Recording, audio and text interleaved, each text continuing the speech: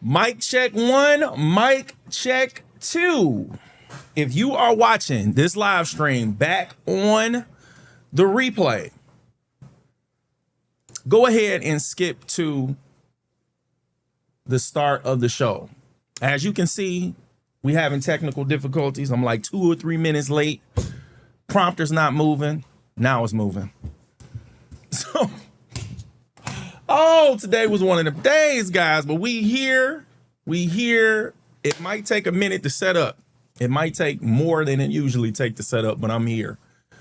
I didn't realize how much wasn't actually prepared. I did the script hours ago, but actually setting up the OBS.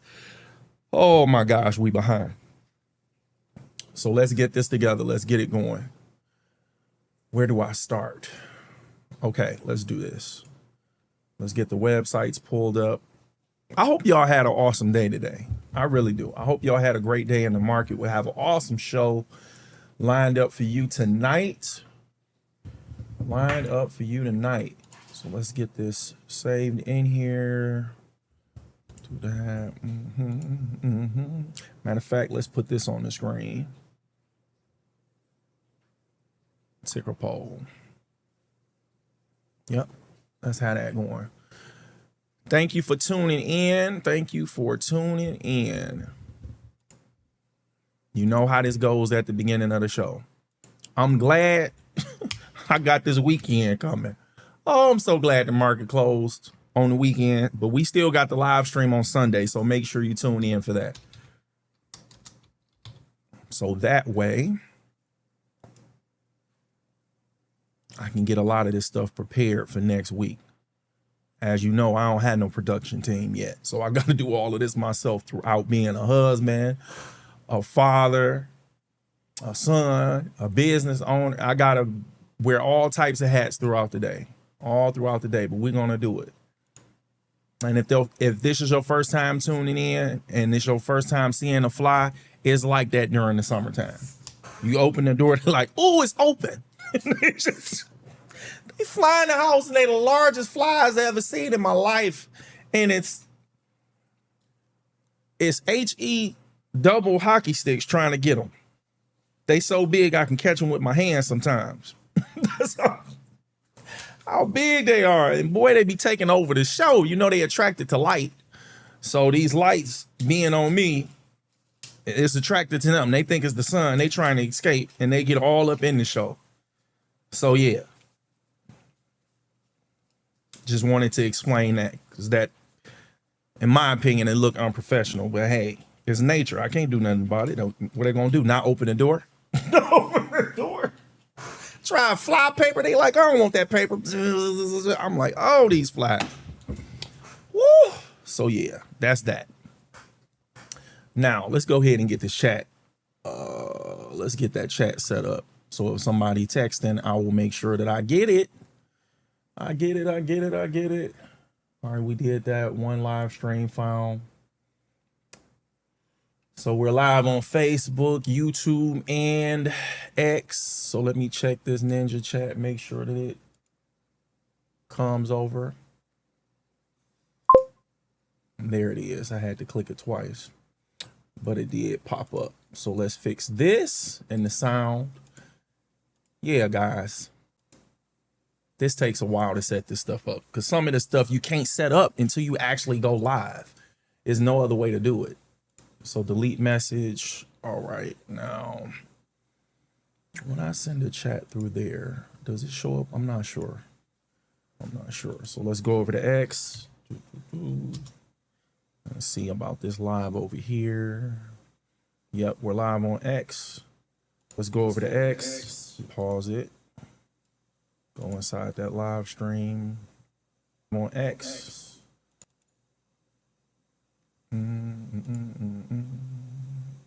Okay, now I'm still promoting that SpaceX video I did. I published it on July 5th. So I'm gonna be promoting that until I do a new video where I'm focusing on one in particular company. But I think when I checked the price again today, It's still trading below the 150 that it actually hit the market with. Man, even with seeing how IPOs briefly spike up only to just take it back and a whole lot more, a new fool is born every day. So it's still new to people who haven't got burnt by a situation like that. It seems more likely that it's going to come down versus staying up there at those prices. Okay, that worked. Thank gosh. All right, so we got that. Now let's go over to Facebook and share the stream. So we know we're good with the chat on X. Now I'm on Facebook. Let me share this.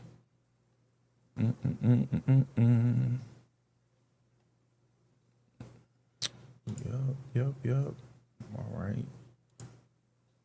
All right, so that's shared. Now I need to go over to cut this off. Power off. We done spent like almost 10 minutes setting up.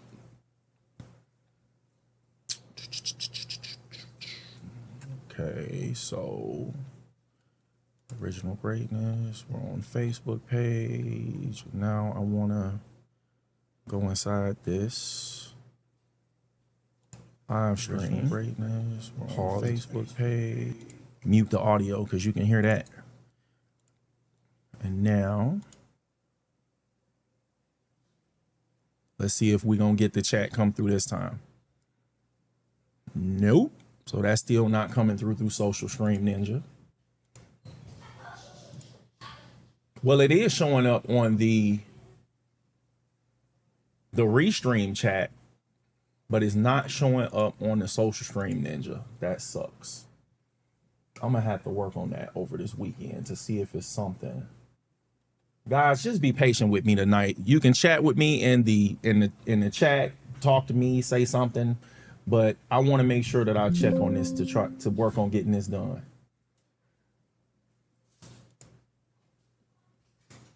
And see if it's something else I need to do to get this working correctly.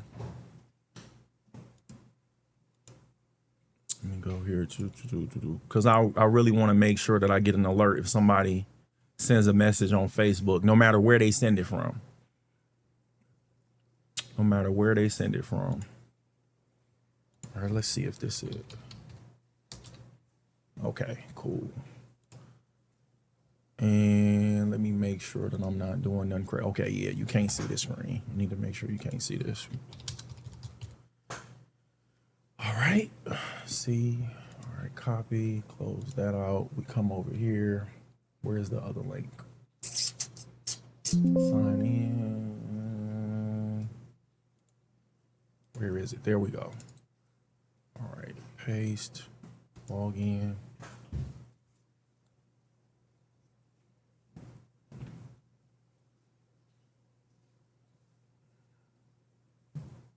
I don't even know if this is going to make a difference, but we're going to try it. We're going to try it.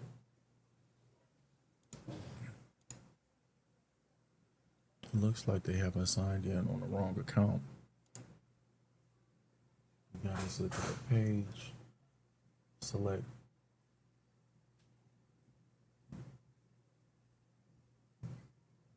live sources. That's Social Stream Ninja. Okay, so I'll click this.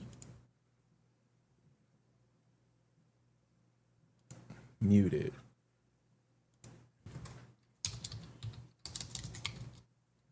Test.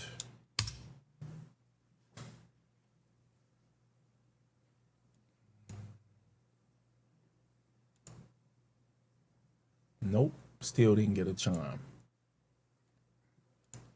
It's working on Restream, guys, but it is not working on Social Stream Ninja. And I have no idea why. But anyway, let's move on. Let's move on. Close that out. So we're good. It was one more thing on YouTube. Let's go do that. YouTube content, live stream, live, go here. And then we put the chat over there, paste. That's not what we're trying to put in the chat. Where is the... That sucks. I don't have the video details there anymore. Copy, video title, paste.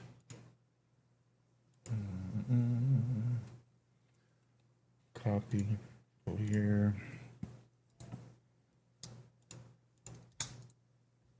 Paste. All right, so YouTube is working. Facebook is still not working, but I am getting a chat on X and YouTube. So if you're on Facebook and I don't hear your chat, that's why. That's why it's not coming through. Not through there, at least. All right. So we got that. Now, we need to get the website set up. So we got one. That's good. All right. Now, get this one. Got that. Install. Install.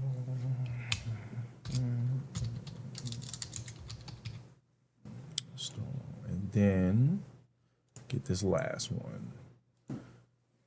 Delta Airlines. We'll go to their website. Go to the. Go here. Delta.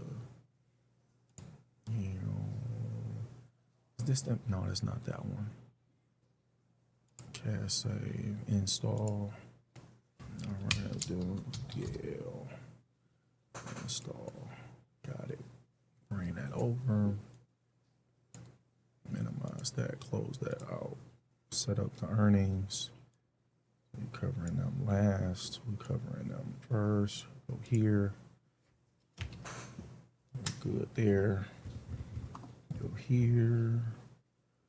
Minimize this. Go to earnings. Earnings control 2. And go here. Yeah, guys, we're still setting up. Remember, if you're watching this back on a replay, you could have jumped to the beginning of the show by using this chapters feature. I do make sure I put the chapters up as soon as possible because I know sometimes it takes a while to set up. If you're still tuning in, waiting on me, thank you for your patience. We'll be starting shortly. So we got that. Got that. We got our audio. We got the chat. Check that. I really wish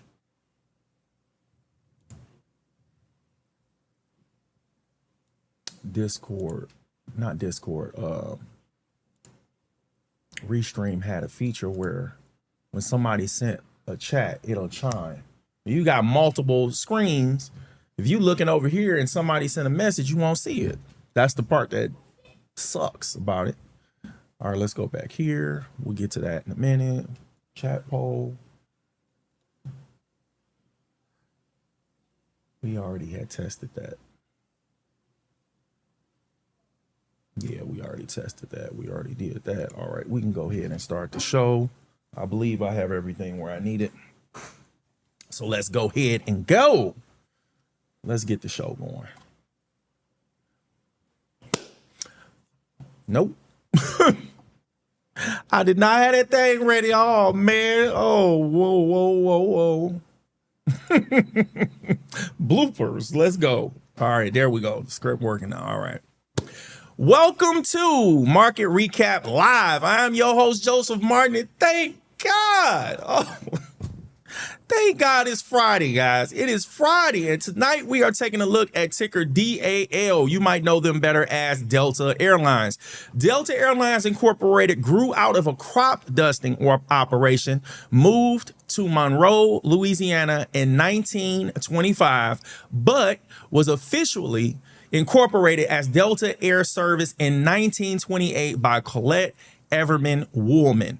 Now they're publicly traded on the New York Stock Exchange and have a market value over 50 billion. Yes, that's billion dollars. Delta is in the passenger airlines industry in the industrial sector, and they are listed in the S&P 500 index. Some of Delta's competitors are United Airlines Holdings Incorporated, ticker UAL, American Airlines Group Incorporated, ticker AAL, and Southwest Airlines Company, ticker LUV. We're going to review Delta's earnings, their website, and pull up the charts to perform a quick technical analysis. But before we do that, let's do our roll call and check our stream poll. We are streaming live on YouTube, Facebook, and X. Let's get this chat going and tell us where you're tuning in from. Put a YT in the chat if you're tuning in from YouTube, FB for Facebook, and an X for X. While you guys are filling up the stream and the chat, here's the mission statement. We are building a community over here for people who want to take control of their financial situation by learning how to unlock the wealth building power of the stock market. And we are streaming live Monday through Friday, following trading sessions at 11 p.m. Eastern time. The U.S. stock market regular trading hours are 9:30 a.m. to 4 p.m. Eastern time. And there's a link for the New York Stock Exchange calendar down in the description. All right, now, this is what's going on. I know you kept seeing me cut up like, what is he doing? Why he keep looking up to the corner? Because I'm trying, there it is, to get back to the chat so I can see it now. All right, that's what was going on. Now let's get to these earnings, guys. Let's get it going. Let's get to these earnings. There's the earnings. Put the company name up. That was the one thing I forgot, guys. That's what I forgot, the overlays. All right, so bear with me. Let's do that now. We got to fix the overlay. So we go to overlays. You can't see me, so give me a second. Cam overlay. That didn't work. Cam overlay. Give me a second. Give me a second. I'm here. There we go. Now, which one is that? Prompt overlay. Got it. Okay. I see where that button is now. Now, here's what I didn't do, guys, when I was setting up. I did not set this up right here. You're about to see me do it right now, live and in the flesh. So we got to fix this earnings. We're not doing Pepsi tonight. We did that yesterday. So let's fix this. We are doing DAL space. Got it. And the company name. Come on.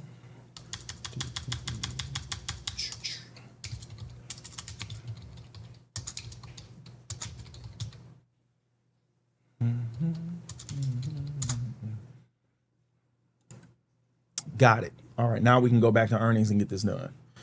So go back to earnings, take off prompt overlay. There we go. All right, that look a lot better. And there go that doggone fly. I'm running people out the chat. I mean, out the stream tonight. Like, this man ain't got nothing ready. Anyway, hey, I'm working. I'm a work in progress. That's where we at. Here we go. All right, let's get to it. Woo. All right. Delta Airlines, ticker symbol DAL, the $57.4 billion company, reported its second quarter earnings on Friday, July 10th. They have a 52-week high of $95.68, which took place on July 7th, and a 52-week low of $50.45 that occurred on August 1st, which is a trading range of $45.23. And they closed today at $87.39. Delta Airlines earnings report beat on the top line, reporting revenue of $19.8 billion, which was higher than the market expectations of $17.6 billion. And they beat on the bottom line as unprecedented Premium cabin consumer demand paired with strong corporate international bookings completely offset significant fuel cost pressures. EPS was higher than the analysts and market expectations of $1.48 when they reported an adjusted EPS of $1.56. Delta reported a GAAP net income of $1.6 billion, which is lower than the $2.3 billion net income they reported this same quarter last year. This represents a decrease of 30.4%. So for the second fiscal quarter of 2025, their net profit was approximately 43.8% higher than it is compared to now a year later. The earnings were released before the market opened, followed by a 10 a.m. Eastern Time conference call. As far as guidance, management issued strong third quarter projections targeting mid-teens revenue expansion and full year earnings per share expectations up to $7.50. That 52-week low compared to today's closing of $87.39 represents an increase of 73.24% in just under a year. So if someone invested $1,000 in August at that 52-week low of $50.45, they would be seeing a gain of $732.40. Woo! We did that. All right, now let's move on. Let's talk about researching a company. So we go here, bam. Let's talk about why we visit these company websites. We're looking at the visuals and text to find answers to these key questions. What goods and or services does the company sell? How important are those goods and services to their customers? What makes this company stand out from the competition? And how well do they take care of their employees? Where we look, we search for those answers in four main areas: the homepage for goods and or services, about us for purpose, vision, values, and mission statements, careers for employee benefits and opportunities, and investor relations for stock quotes, charts, and financial reports. And for your convenience, all companies featured in tonight's live stream are down in the description. Now let's go visit Delta's website. All right. See, now that we got it set up, we can get it going, you know? So here we go, switch that out and put the company name up. All right, are we zoomed in? All right, let's see. Yeah, we're good. All right, so here we are on Delta's homepage and I'm browsing over the top. Yeah, when we look at these airlines and car rentals and things like that, nothing we need is going to be at the top. So you might we just going to read over, browse over this website, and everything we need should be right at the bottom. All right. Book your next trip, explore our current flight deals, and plan your next adventure. Explore offers. The Delta customer experience, supporting you through your travel journey. Got it. Our onboard experience, ready for adventure, treat yourself to premium travel. See where you can fly with Delta. Everything you need all in one place. This was a short stroll and I'm glad about it. All right, take me off the screen. Here we go.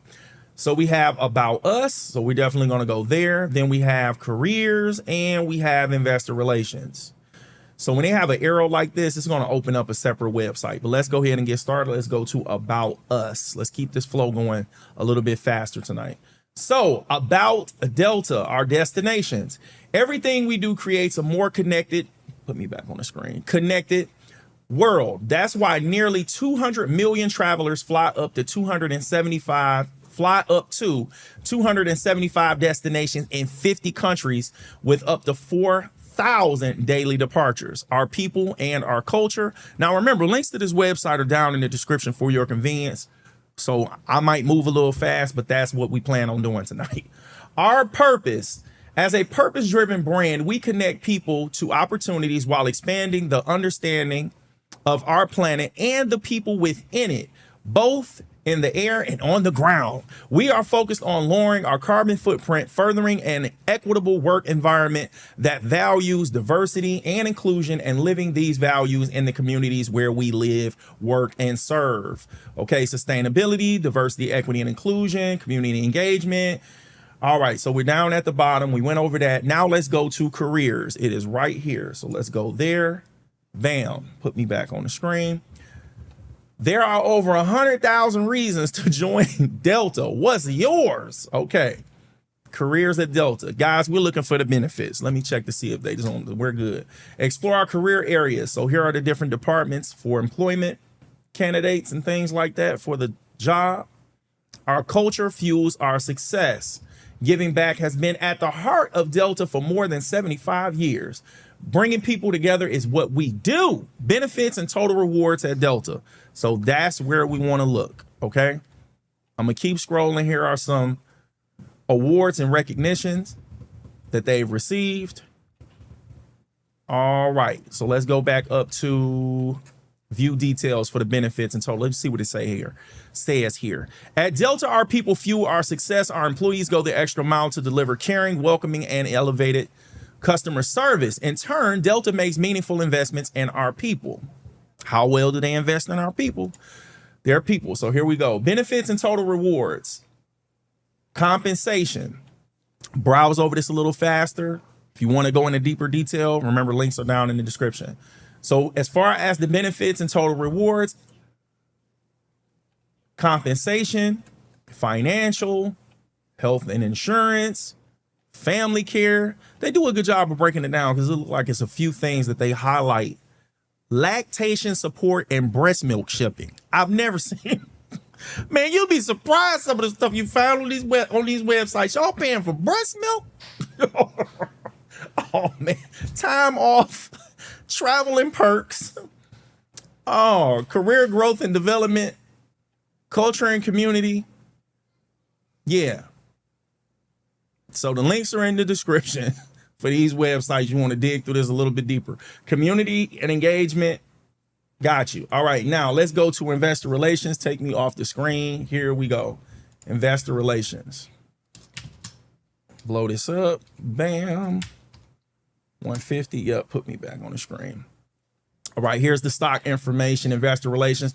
We're going to browse over this page for this link, for this section. And then we're going to go to the stock information. I believe is right there at the top. So we're just browsing over it, seeing what's on this page. All right, we're at the bottom. So we're going to go right up here to where it says stock information at the top. Stock overview, dividend history. So they pay a dividend. So let's go to stock overview. So here's the stock quote. Here's the stock chart they have available on their website and other investing tools. Okay. Now let's go here. And let's talk about some other things about Delta. All right. Their clients and partners.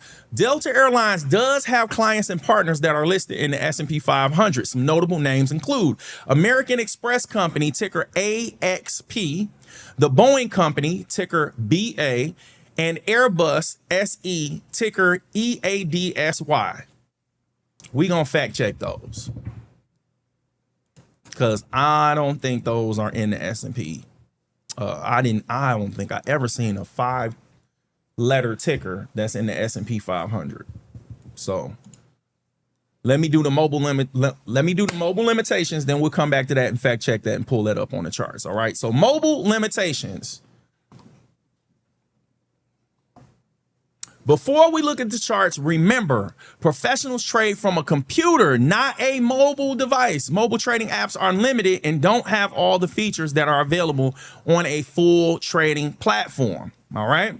Now let's look at Delta on the charts. And the first thing I want to pull up is this ticker, EADSY, because I do not think they're in the S&P 500. So go to Market Watch, bring you guys over, put that there, leave that on like, go to quotes, and it was EADSY. So if it's in the S&P 500, it'll show up in this list. This is not the right watch list. So let's go there.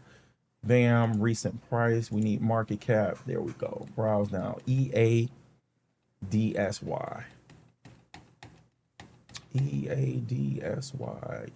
No. That's not an S&P 500 company. All right, let's check the other two. So you got SE. Scroll down. Give me a second, guys. SE.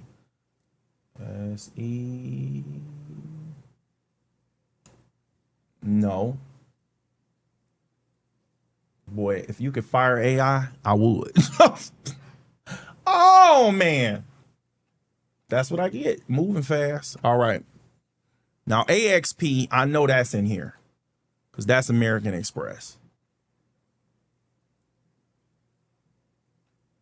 So I know we seen that. There it is right there. So I know AXP was right. But them other two, I'm like, no, remember them being in the S&P 500. All right.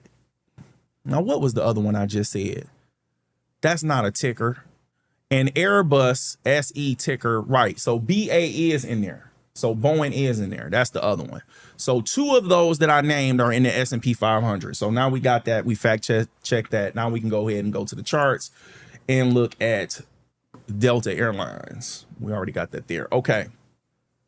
So let's pull them up. DAL. We put that in the symbol box. Let me make sure I got my other mouse going so we can point this stuff out. What is that? Okay, cool.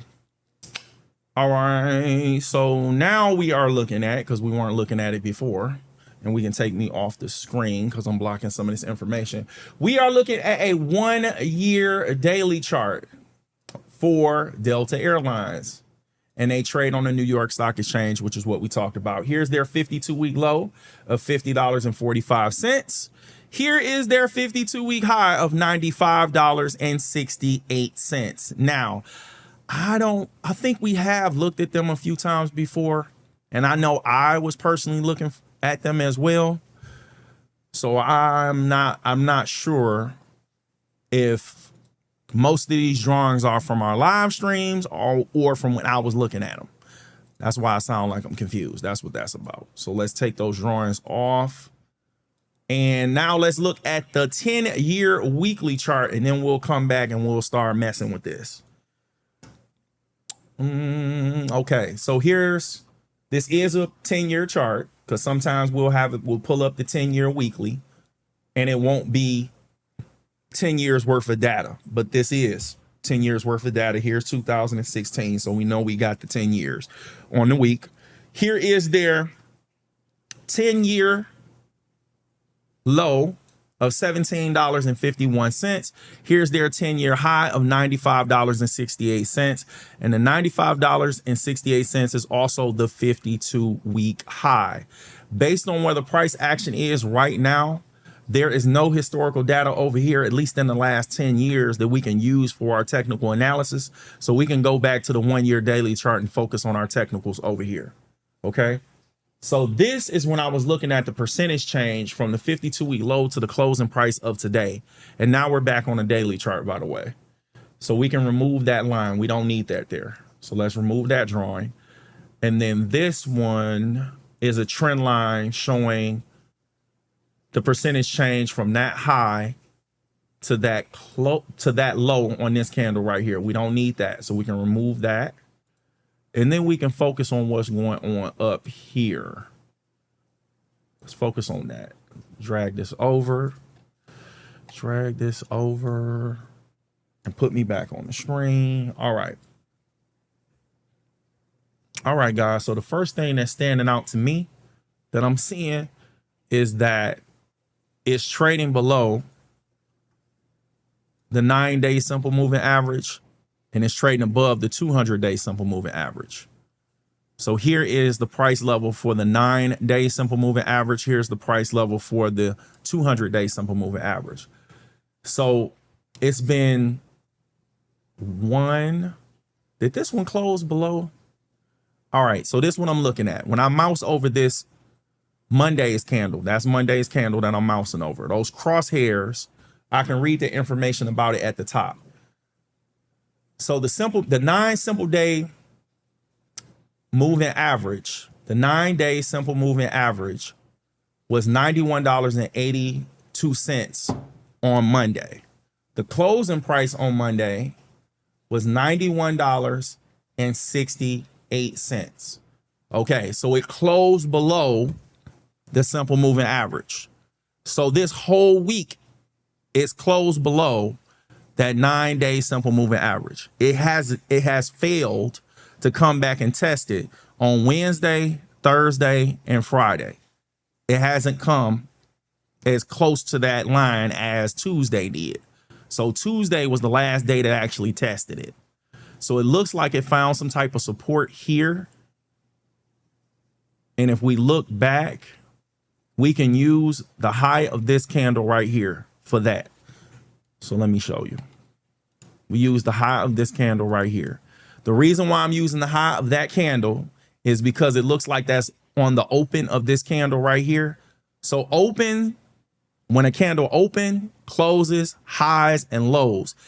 If I can get more than one candle to cross that line on one of those 4 points, that's significant to me. So since we did that over here using historical data, this actually could be like a zone. A zone would be more, it'll cover more. So let me show you what I mean. So if we did a zone, so we remove that drawing, we use a zone,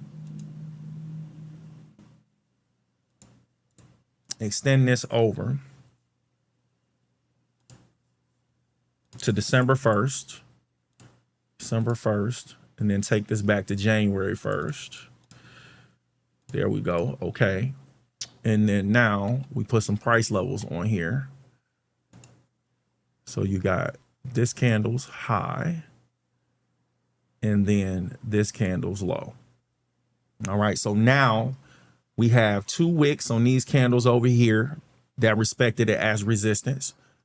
We have some candles in here that respected it as resistance, that traded within that range and closed above that range, these 2 green candles.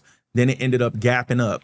And then the wicks on these 2 candles came down and tested the top of that range at $85.35. So I like that as a zone versus just using a price level, because we see that it's responding to that zone between $83 and $85, specifically $83.44 and $85.35, roughly a $2 range of where I'm seeing it's finding support at least for right now, while it's trading under the 9-day simple moving average.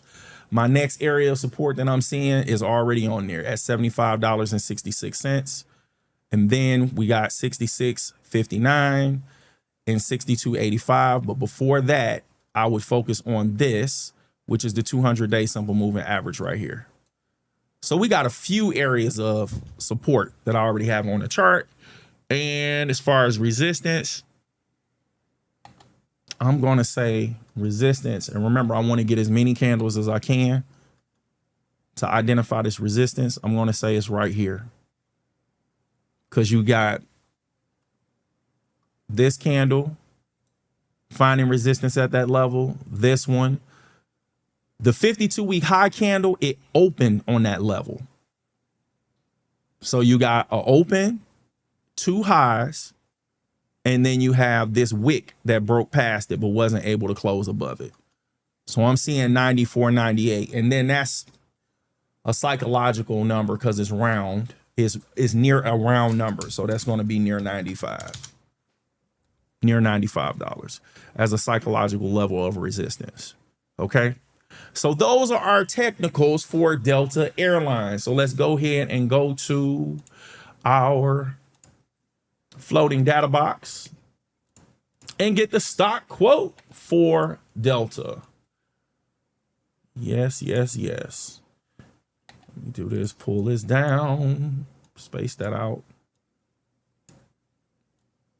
There we go. And we can take 95 off. We don't need that up there now. All right.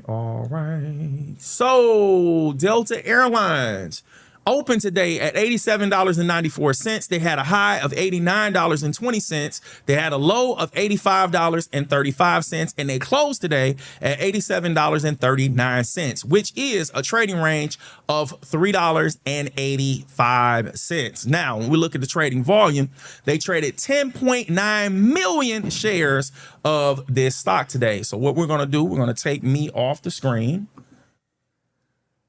And then we're going to remove this floating data box, and we are going to look at what the average trading volume is for Delta Airlines. Guys, the average trading volume is 9.1 million shares in a daily trading session. So it was slightly above average. We can round this up to 11 million. And then on Thursday, when it printed the green candle with a higher close compared to today's close of right here,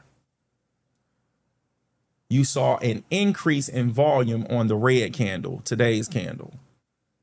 So we see an increase from the 9.5 million shares they traded on Thursday to today coming in at around 11 million. So we see an increase in volume, and both of those days were above average volume.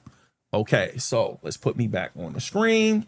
Now let's talk about the volume rank percentile. So out of the most recent 252 trading days, today's volume was higher than 78.6% of those candles. Specifically, only 54 of those days were higher than today's volume. Got it? I hope so, because we're moving on.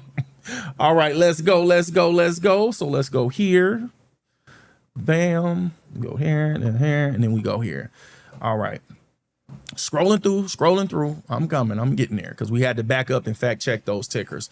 All right, community support. Back to the community. I would appreciate it very much if you guys share the stream, hit the like button, subscribe, and if you wish to send a monetary gift to support the content, Cash App and PayPal links are down in the description, as well as the link on the screen. All right.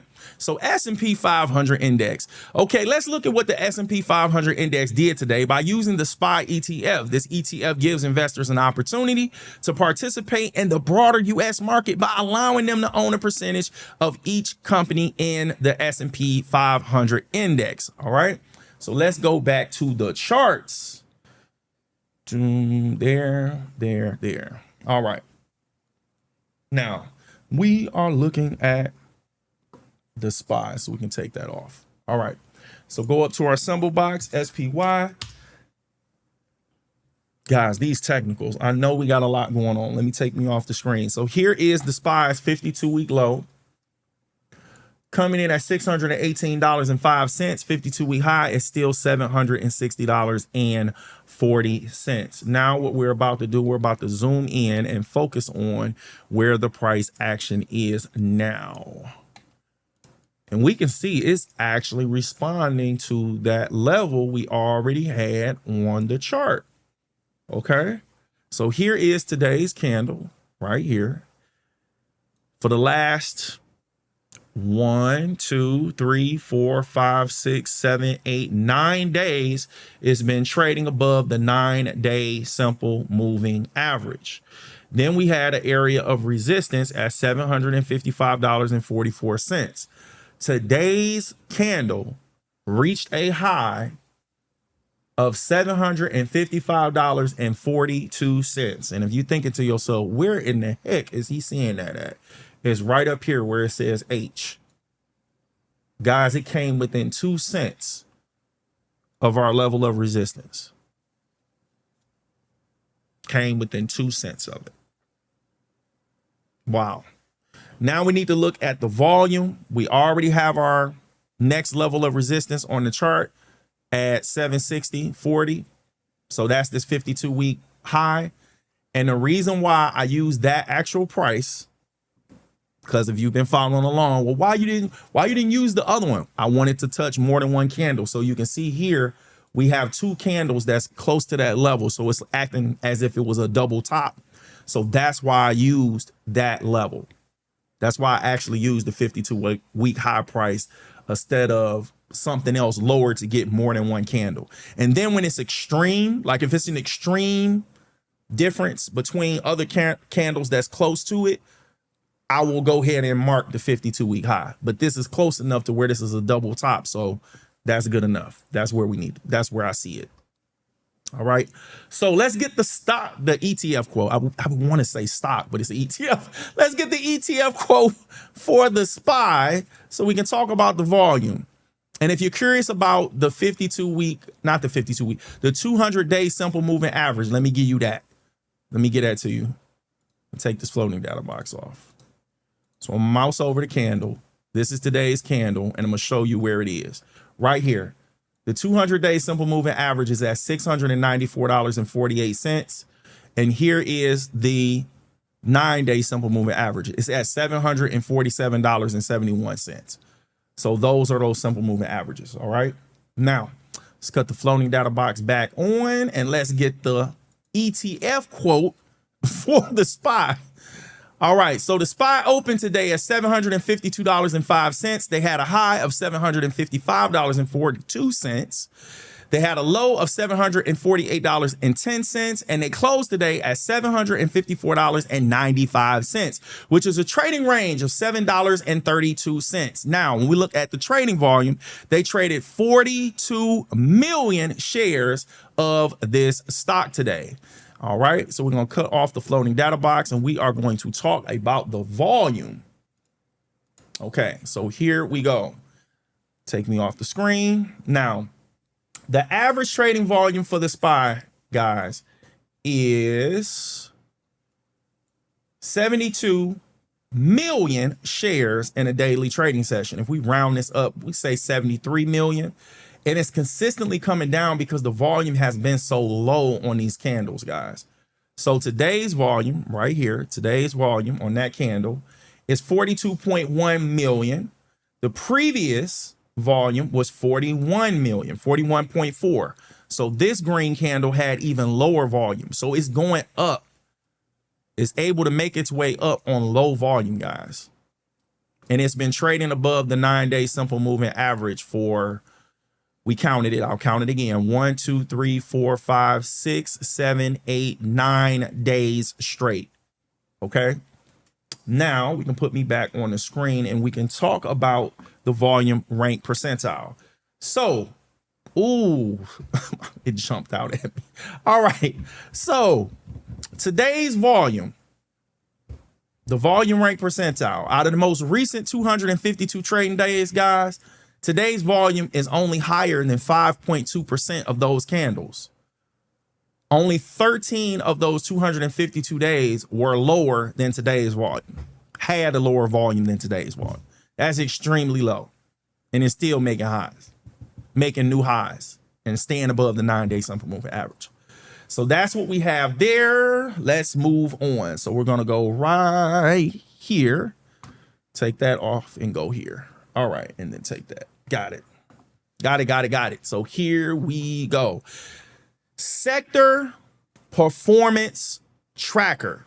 Now, I want to go over this today and explain something to you because learning is a constant process. Okay.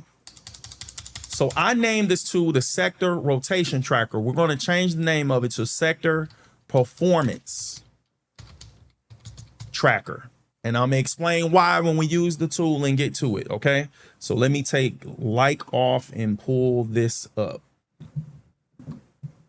See? Okay. We have that right. Okay. So time to follow the money. Let's look at each sector inside the S&P 500 index to see how they perform today. All right. So we're going to go back to the charts. So we start with this, bam, then we put the disclaimer back up. We already had a ticker up for it. So this is what we're going to do. We're going to go right here to this grid because that's what we have open right now. And we are going to open up the rotation tracker. When we open that up, I'm going to change the name of it and I'm going to explain why in a second. But first, let's change the name of it. So we go back and click on this. I'm left clicking on this area right here in the upper right hand side of the Thinkorswim platform. And then we come down to where it says save grid as. Select that with the left button. Bam. Bring it over and you can see me rename it right now. Well, actually not rename it. I'm saving a separate version, giving it a new name. So we're going to call it sector performance. That's what we're going to call it, sector performance, and save it. All right, now we're going to delete the rotation tracker.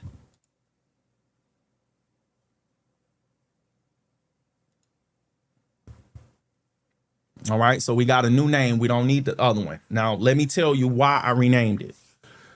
Come to find out, the data that we're looking up, there's two different things that can happen that shows up in what we're looking for. You have pullbacks, and then you have actual declines. And then you have fund rebalancing, and then you have sector rotation. They look the same when you're looking at the data, but it's not the same. It's not the same. So not to confuse myself or the viewers that's watching this live stream, I don't want to name it after something that makes it seem like it's only specific to that one case scenario, if that makes sense. It could be due to portfolio rebalancing, fund rebalancing, which is pretty much the same thing, or sector rotation.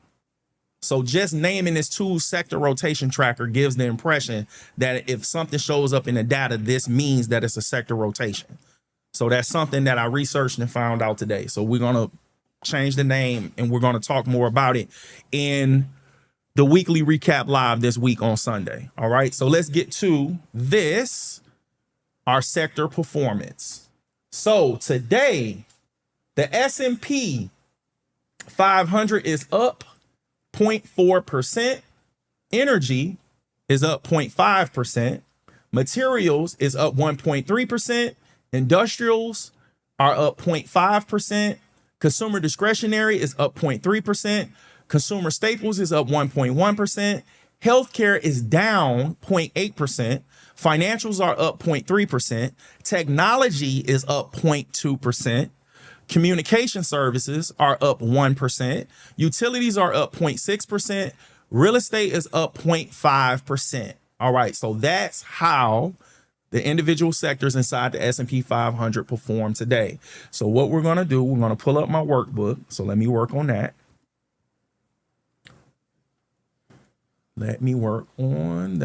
So pull up my workbook. And we're going to rename this workbook too, because I have this name sector rotation. So let me change this to sector performance.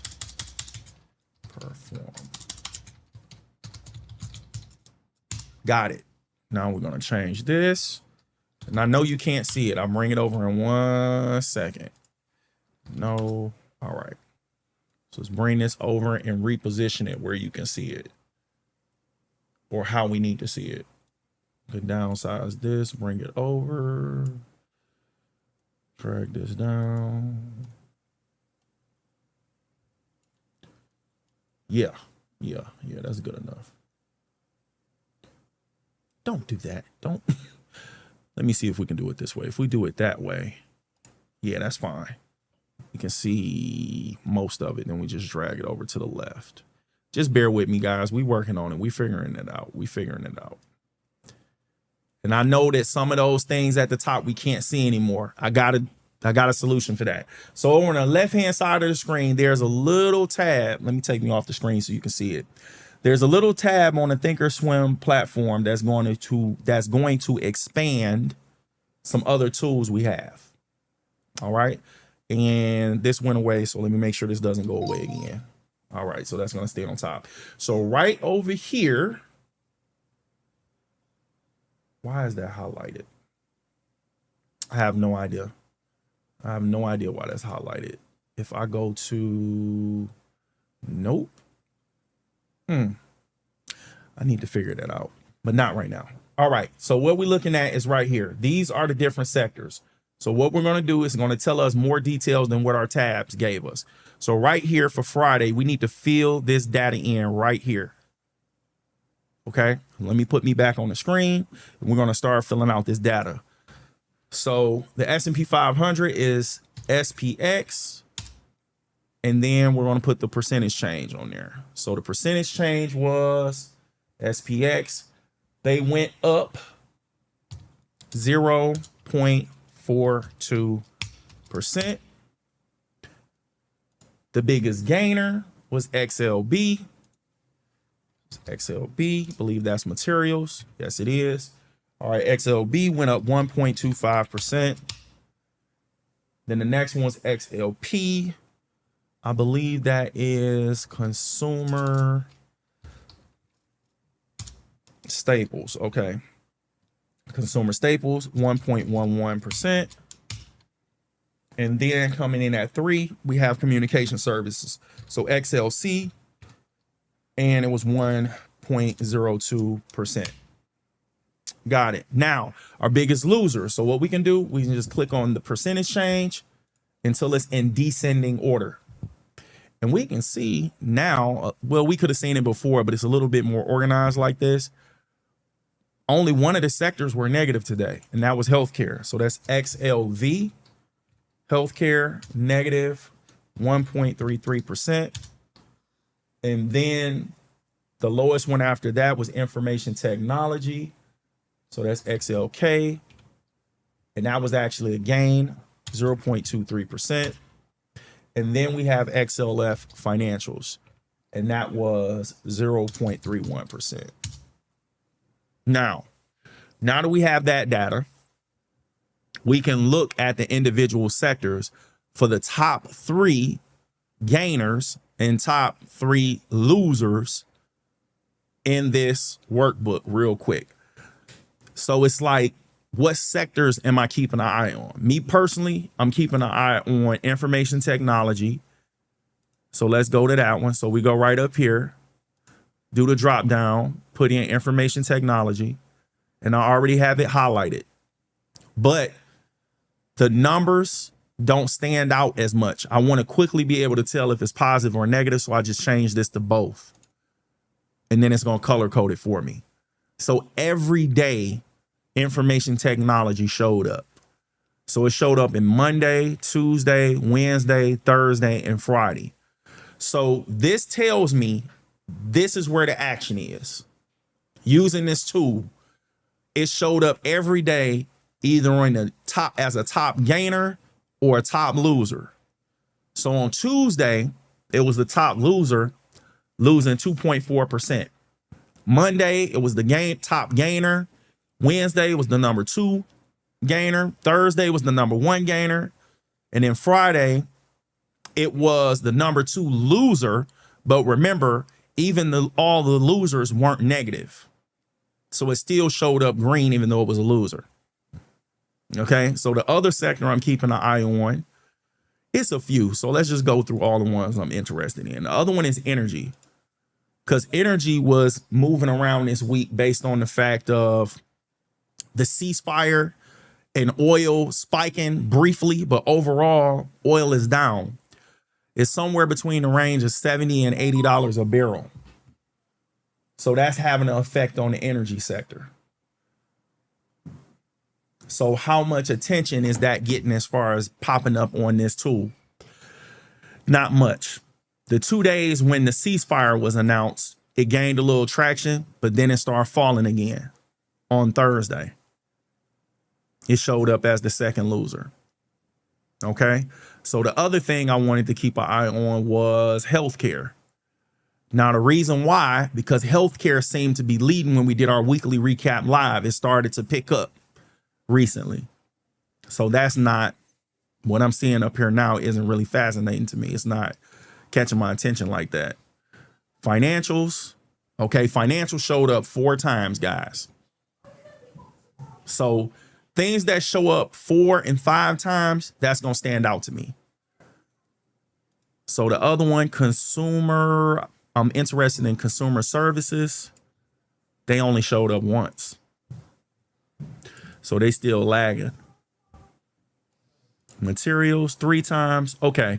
We can play around with this tool all night, but we not. Okay. So far from what we've seen, we got information technology showing up for 5 days, whether it was a gainer or a loser. And then what was the other one? Energy showed up 3 times. Communication services showed up once. Might as well go through the whole thing. Consumer discretionary showed up twice. Consumer staple showed up 4 times. More as a loser than a gainer. Energy showed up 3 times. Financials 4 times. Healthcare 3 times. Industrials twice. Information technology we already did. Materials 3 times. And real estate once. So it looks like information technology and financials is where the movement is happening. Okay. So we got that. We followed the money. Now let's move on. Let's move on. Let's go here. Bam. Take that off. Go here. Take that off. All right. Oh, guys, we had the biggest gainers and losers for the night. We more than halfway through the show. Let's take this tool down. Take that off. Go over there. Go back to pro market closed. All right. Now, let's look at the S&P 500 biggest gainer and loser of the day. But first, we're going to look at the loser so we can end the night on a high note. All right. Let's do that. And yeah, I'm going to update the thing as we go through it. So let me pull up the chart. The charts, do that. Okay. I'm not sure if I can do this. Wow. I think I can. I'll just talk to you while I do it. I need to update the tickers. Like when we did the earnings earlier. I didn't have the ticker updated. So let me do that. So let's go to prompt overlay. Nope. Overlays. Prompt overlays so you can see me. And then I'm going to work on the tickers so we can put the biggest gainer and the losers in because I didn't do that earlier. All right. So bear with me. It is, I already know what this one is. I don't want to spoil it for you. This might be one of the things you like about the show and I ruin it because you can see what it is early. I don't want to do that. We can do that. Okay. All right. Let me put this in. Okay, cool. Now we put the company name.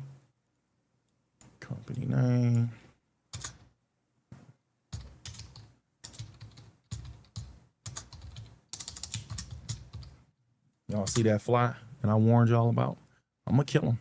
I just don't know when, but I'm gonna kill him. I promise. All right, what's the other one? I might as well do the other one while I'm in here, and then we'll get back to the winners and the losers. I just want to get these set up, the tickers. All right, properties. And then this one, I already know that one. Got it. Go here. Thank you guys for being patient. Please hit that like button and consider subscribing to the channel so I can get people to help me do this. It'll make the show smoother. It'll help out tremendously. I'm trying to tell you. All right, that's that one. Let me go here. Got it. We almost done. I can get some people to come in here and kill these flies. Keep them out at least.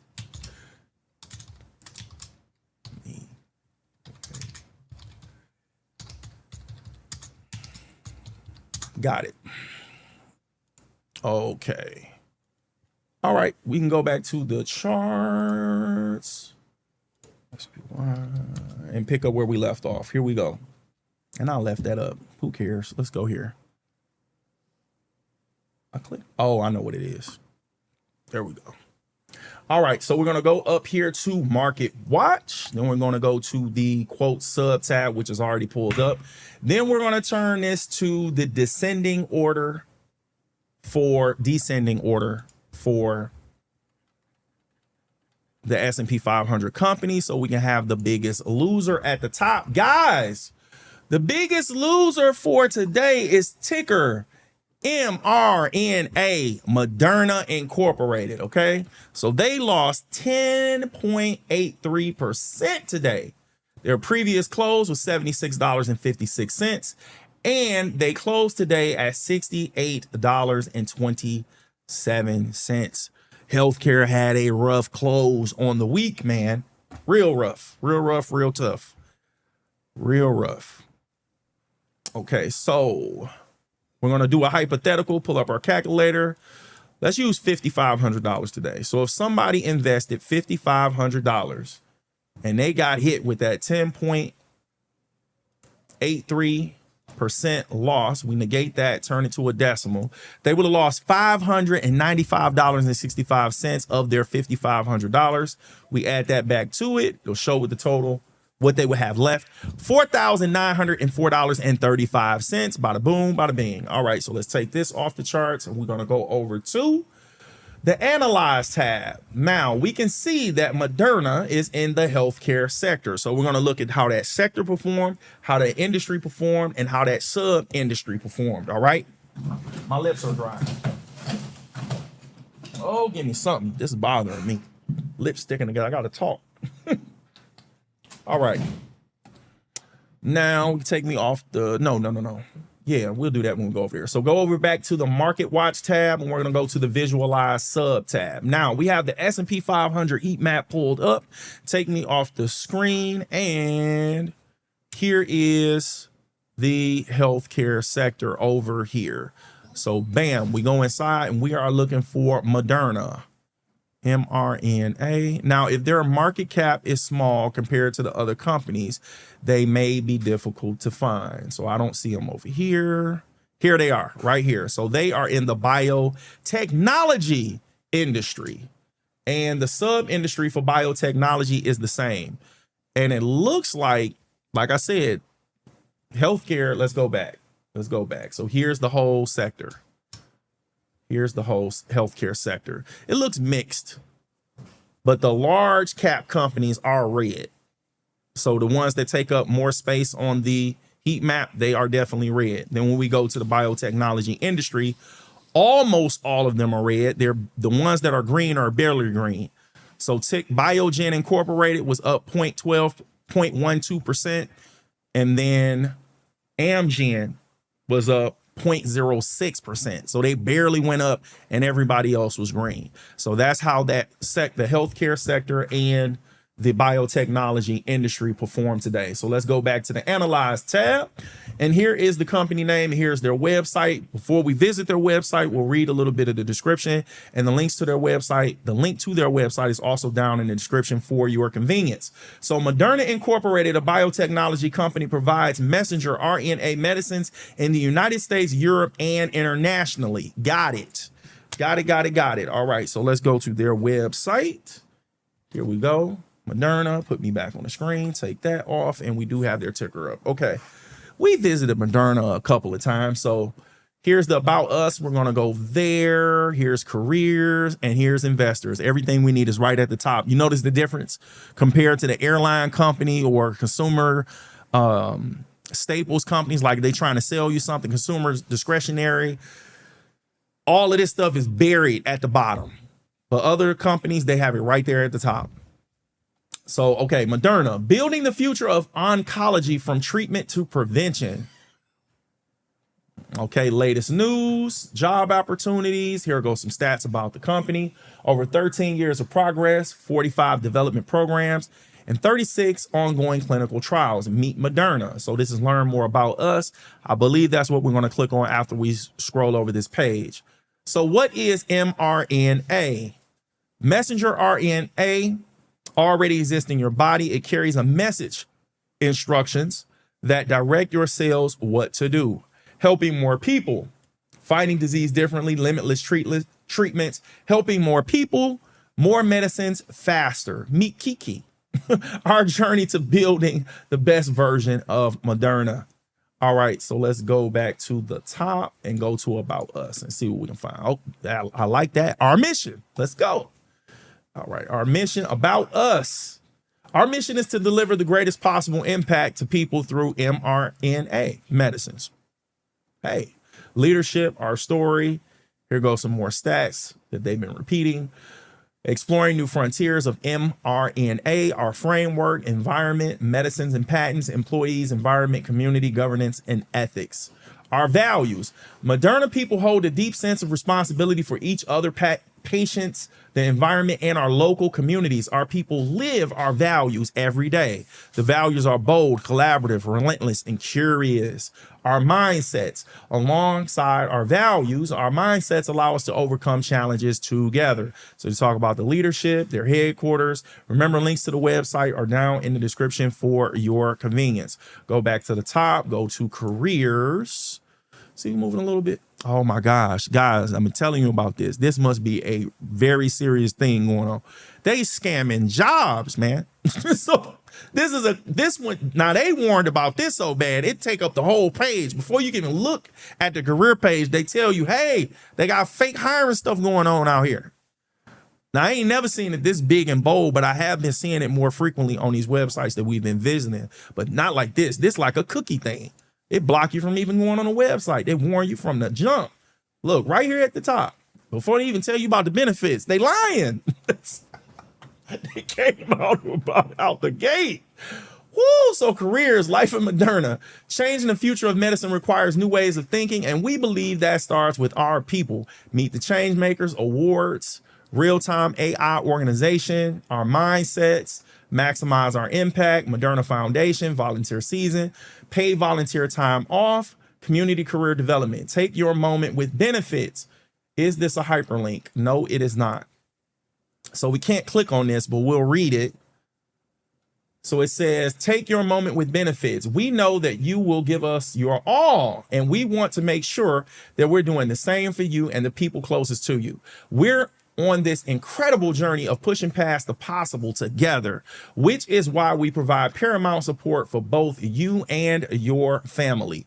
Got it. Employee resource groups, being your best self. All right, so we went through it, guys. I didn't see anything about benefits besides this paragraph right here. Let's go up at the top. There was another way to do that. I don't know why I scrolled that long way. Life at Moderna. Maybe they'll have it under that since it's a hyperlink. No, this just changes what they say in the, yeah, that's not talking about the benefits.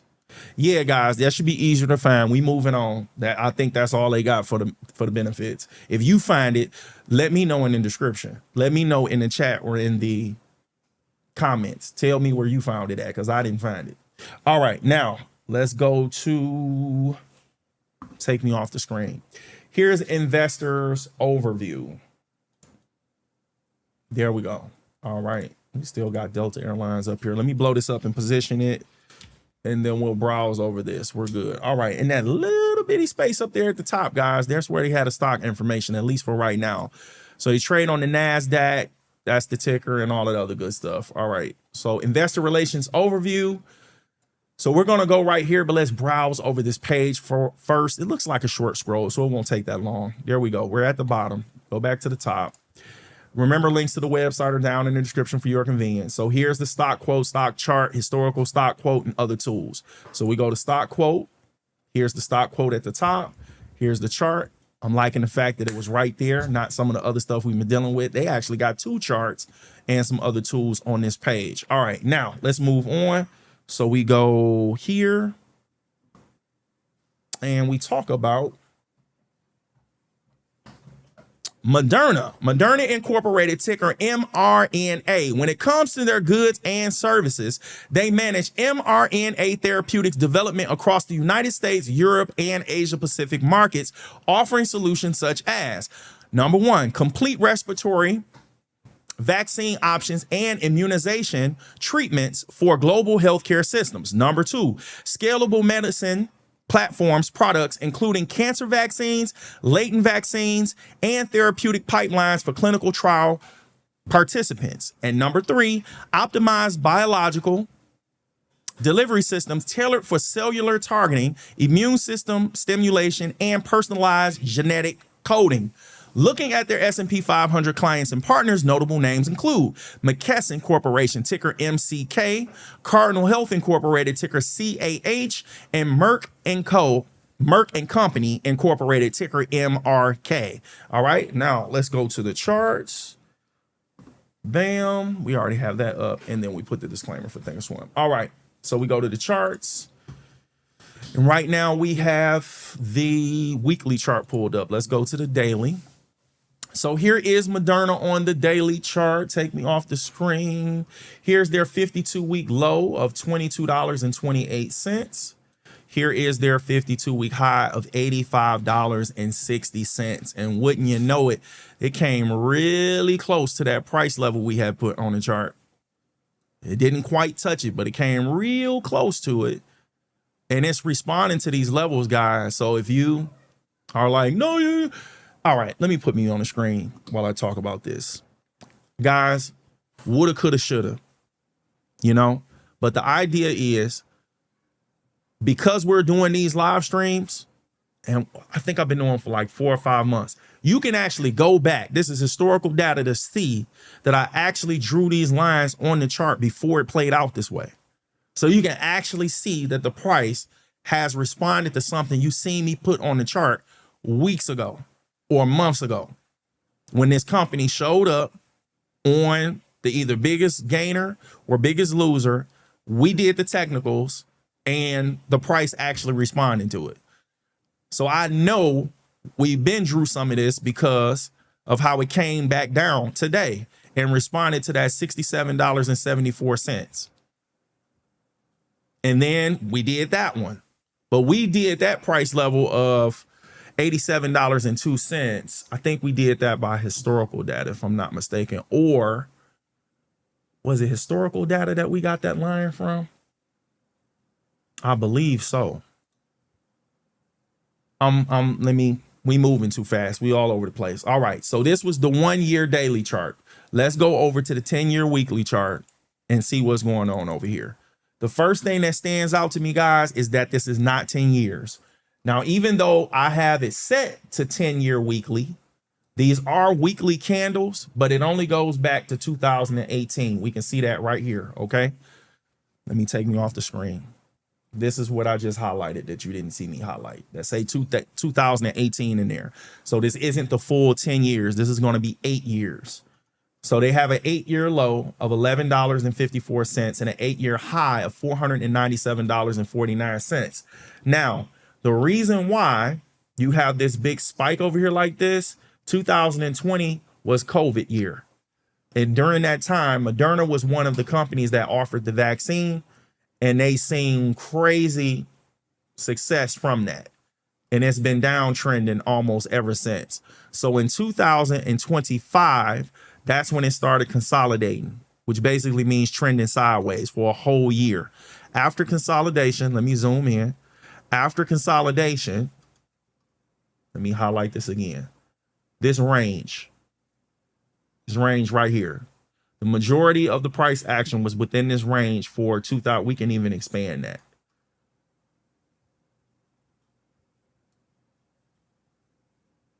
The majority of the price action was within that range for the whole 2025. A whole year was consolidating. After consolidation, it's either going to break out to the upside or to the downside, because the current trend is sideways.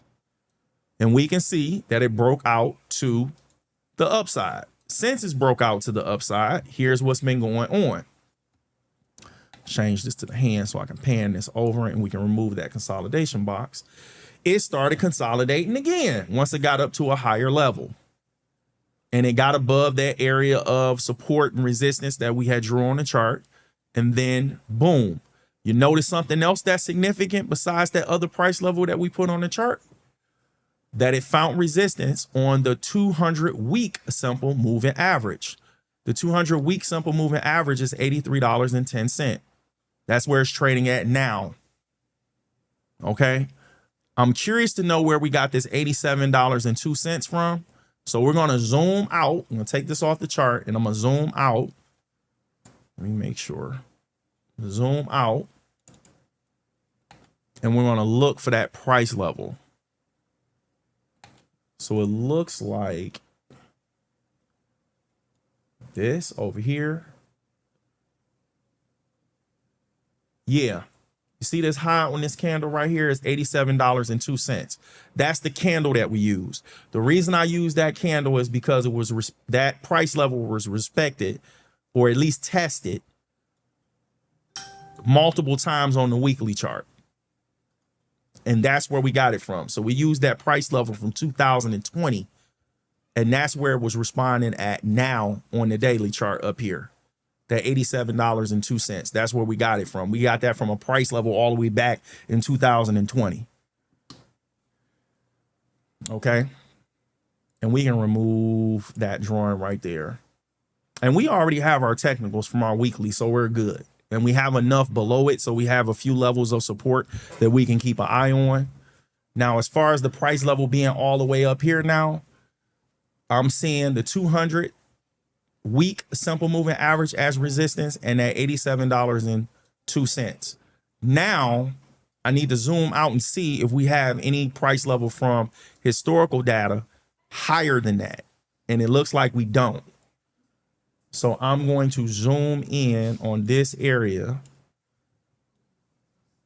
Take me off the screen and see if we can find some higher time frame, some higher price levels that we can use as resistance.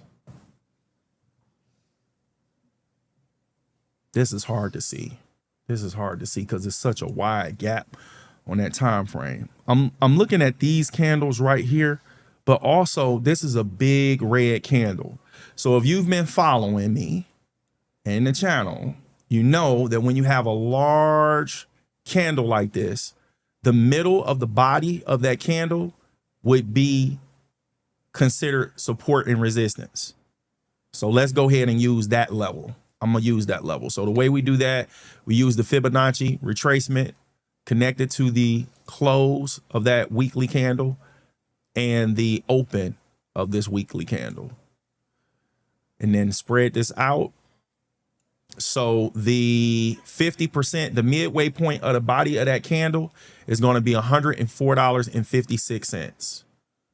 $104.56. So we go here, $104.56. I'm gonna just go ahead and put it there. And then we edit it, $104.56. There we go. Click that. And then we remove the Fibonacci tool, and then it'll be easier to see those numbers. And now we can also see, you see, we use the midpoint of the body of this candle, but we can see that these other candles was responding to that price level as well. Okay. So that's going to be my first level of resistance, at least on the weekly chart that I'm seeing. That's above the, let's zoom out.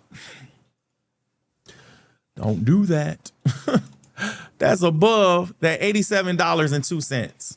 Okay, so if I drag this down, you'll see it. There we go. So we got 3 areas of resistance now.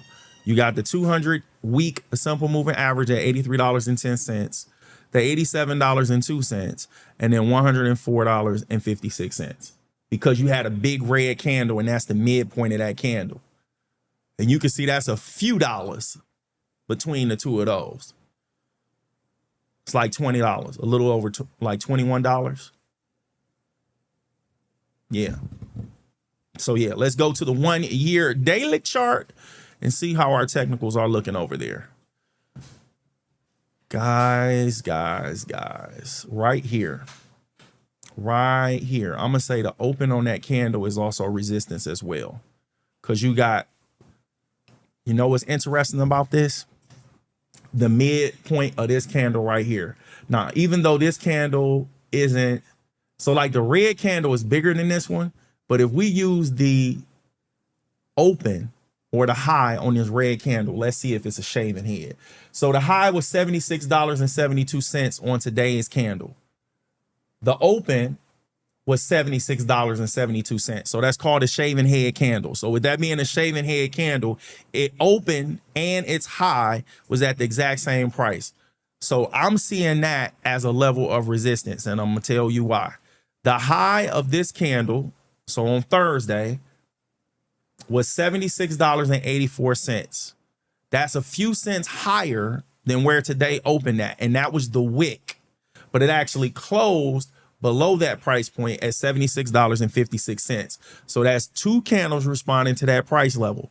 Then when we get over to the red one, it opened above it. It wasn't able, not the red one, that's Wednesday. Wednesday opened above that support, but it closed below it, found support on the 9-day simple moving average. Then the next day came up above the 9-day simple moving average, failed to close above that area of resistance at $76.72. The next day it opened right on it and closed below both that area of resistance the 9, and found support on the next level that we had on the chart at $67.74. Crazy. Now, what I'm seeing, what's standing out to me, it seems like that's also the midpoint of the body of that green candle. So we're going to use that Fibonacci tool again and see how close that price is to the midpoint of the body of this candle. Okay. So the Fibonacci tool right here. So the top of the body, the bottom of the body. Look how close that is, guys. It almost looks like it's the exact same. I'm going to have to open up the Fibonacci tool to be able to read it. So the Fibonacci retracements, we can read that price level at the 50% mark right here. No, we can't. We can't read it there. They tell you the beginning and the end. We would have to spread it out more, or we would have to remove the line and then I'll just undo it. So we'll remove that line and then I'll put it back. Look, guys, it's a cent off from the midpoint of that body. It's 1 cent off. So the midpoint of the body of that green candle is $76.73. If we put that price level back and remove the Fibonacci tool, that's $76.72. It was 1 cent off. So that's definitely an area of resistance based off of what I'm seeing. All right. So let's take this and zoom out. We are looking at the 1-year daily chart. Yeah. So we got our levels of resistance. We got our levels of support. I showed you how I got it, what I was looking at, and all that other good stuff. So let's zoom in and go ahead and get our stock quote for Moderna, and we can go ahead and not wrap this up, but go to the next one because we need to cover the winner. So cut on the floating data box and let's get the stock quote for Moderna. So Moderna opened today at $76.72. They had a high of $76.72, which is the shaving head we talked about on the candle. They had a low of $67.31. They closed today at $68.27.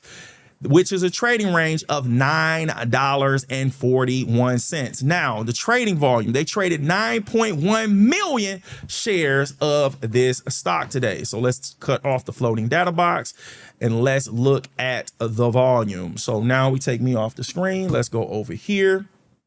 Now, what we're seeing with the volume, the average trading volume for Moderna is 9.7 million shares in the daily trading session. So today's volume actually is lower than average, but we see that it's higher than what it was on Thursday. Thursday was significantly lower than average, coming in at 4.4 million shares, which was on this green candle right here.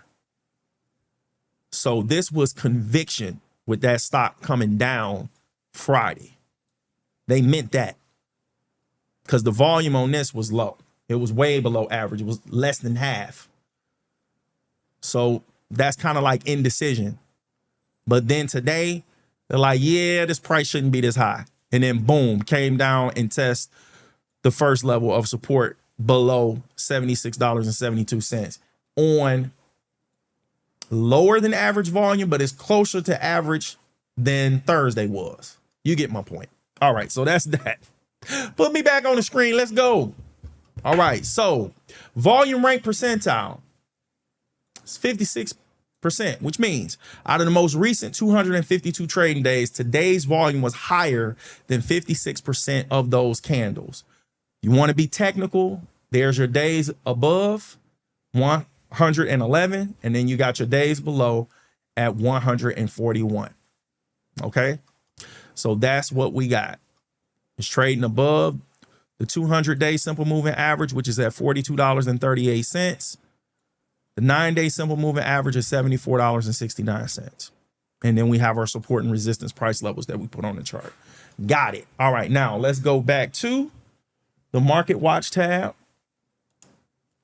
And let's condense some of this because we're going to have to go through that again. When we look at the next company, go to quotes, put this in ascending order.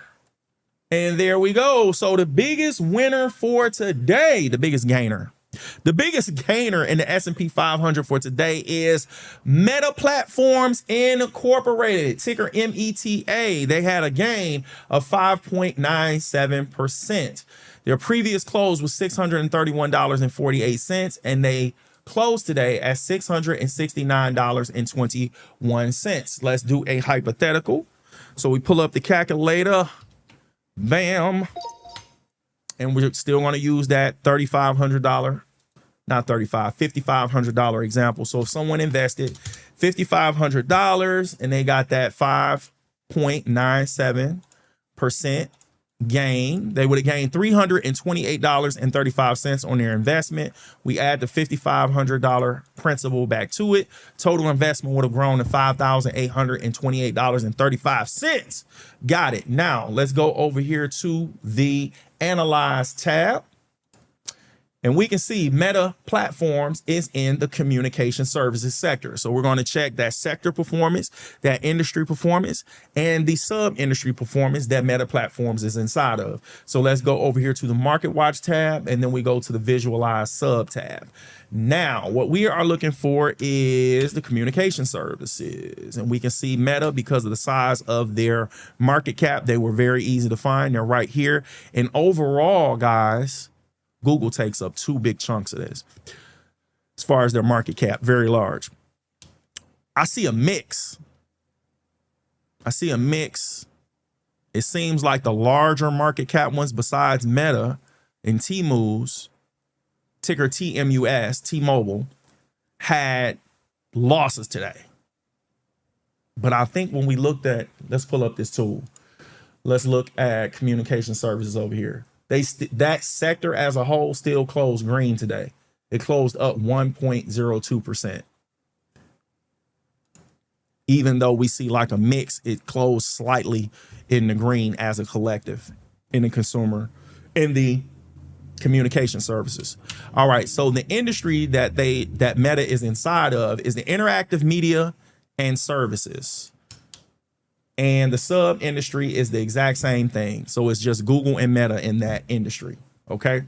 Google did bad, but not by much. They was only down 0.48%. So let's go back to the Analyze tab. Take me off the screen. Here we go. So Meta Platforms Incorporated, here's their website. Link to their website is also down in the description. Let's read a little bit about the description and visit their website. So Meta Platforms Incorporated engages in the development of products that enable people to connect and share with friends and family through mobile devices, personal computers, virtual reality, VR headsets, and AI glasses in the United States, Canada, Europe, Asia Pacific, and internationally. Okay, got it. Here's their website. Here I am. And we can take this off. There we go. All right. Ooh, she close, ain't she? So I'm looking at the top to see where we need to go. If we mouse over Meta, what happens? All right, nothing. That's Kylie Jenner. Okay. The first time ever AI glasses designed with Kylie Jenner. Yep, I was right. So I recognized her. I don't know who this other person is. Explore the Meta store. Designed for you, Meta glasses. Ray-Ban Meta, Oakley Meta, Meta Ray-Ban display. See, they selling you everything. You notice how when like they selling you stuff, none of the company information stuff is the top. We gonna find it buried at the bottom. Why buy from Meta? Free 2-day delivery, free 30-day returns, worry-free warranty, buy now, pay later. We got credit for you. Please come buy this stuff. Latest from Meta. Introducing Meta glasses, introducing a new line of Ray-Ban Meta glasses built for prescriptions and all-day comfort. Oh my gosh. Okay, so here are all the links at the bottom. Man. Okay, about us. This little bitty section over here. This is where we can actually dig into the company. So we got about Meta. You got company info. I wonder what's different between those two. Careers and for investors. So let's just go ahead and start with about Meta. Thank you guys for tuning in. Please hit that like button. It helps out a lot. I really appreciate it. And consider subscribing to the channel. All right. We're building the future of human connection. Our mission. I wonder if that's the mission or I need to click this. Our mission. I had to click it. Ain't that something? Build the future of human connection and the technology that makes it possible. So that's their mission. Let's go back because I wanted to continue scrolling over that page.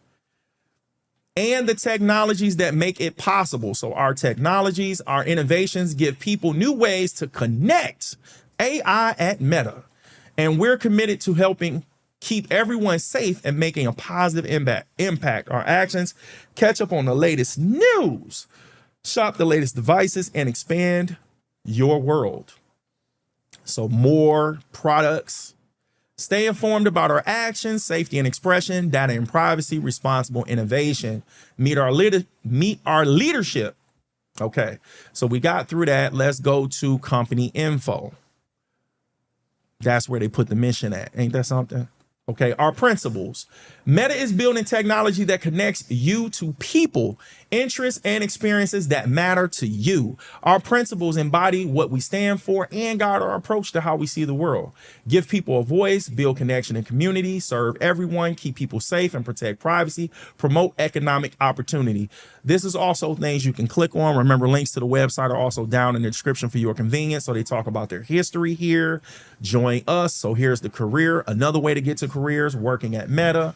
I wonder if they'll mention the benefits here. Research at Meta, meet the people at Meta, Meta. Catch up on the latest news. Okay, all right. We did that. Now let's go to careers. We want to find the benefits, guys. Moving kind of faster.